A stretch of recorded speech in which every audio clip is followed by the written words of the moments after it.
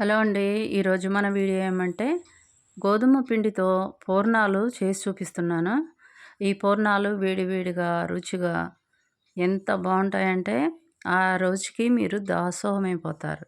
అంత బాగుంటాయి. మరి ఇక్కడ నేను 1 కప్పు శనగపప్పు తీసుకొని 6 గంటల పాటు నానబెట్టి ఇలా నానిపోయిన పప్పుని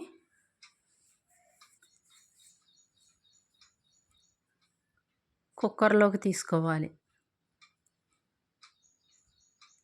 తర్వాత దానిలో 1 గ్లాసు వాటర్ వేసుకొని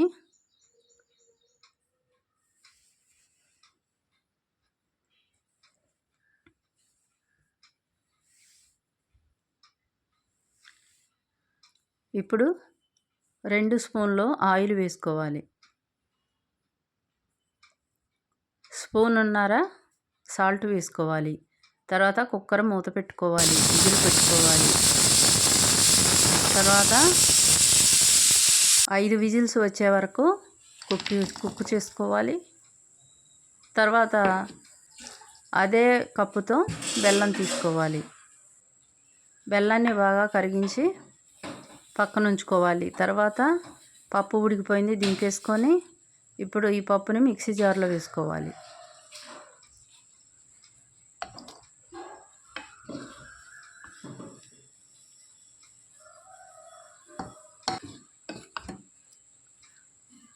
దీన్ని బాగా మెత్తగా మిక్సీ పట్టి పక్కన ఉంచుకోవాలి.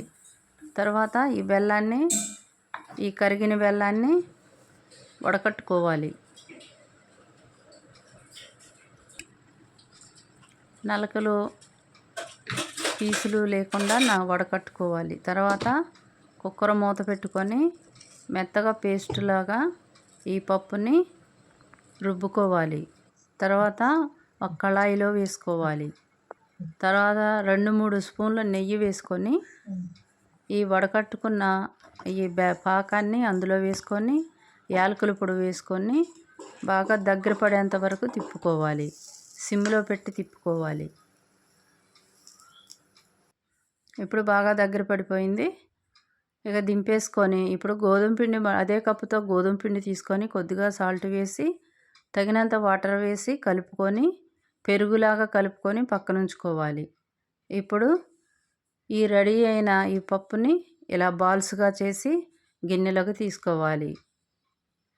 తర్వాత కళాయి వెలిగించి ఆయిల్ పోసి ఆయిల్ హీట్ ఎక్కిన తర్వాత ఈ గోధుమ పిండిలో ఈ బాల్స్ అన్నీ వేసి ఒక్కొక్కటిగా నూనెలో వేసుకోవాలి.